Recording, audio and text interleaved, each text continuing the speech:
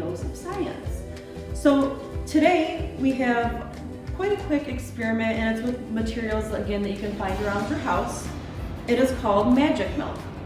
And the materials that you'll need are milk, or we use half and half, it'll have the same effect.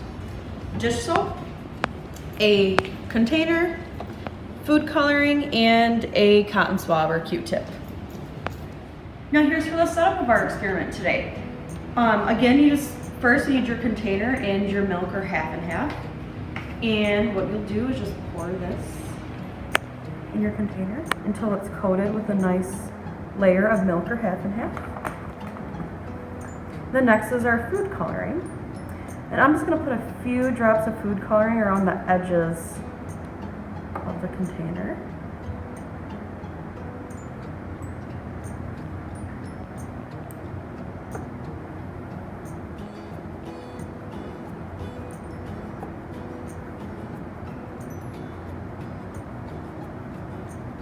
Okay. And next is your dish soap. So I'm just going to tilt it and place a drop, and then use my cotton swab to manipulate the milk and the food coloring to see what happens. So here is what happens when you put a drop of dish soap.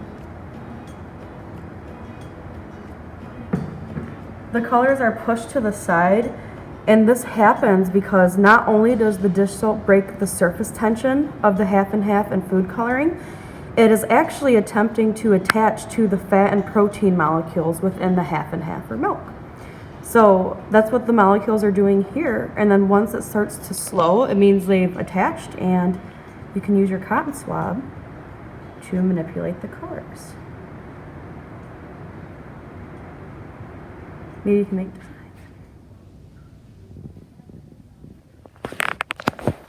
Thanks again for watching Sloan Museum and Longway Planetarium's Daily Dose of Science.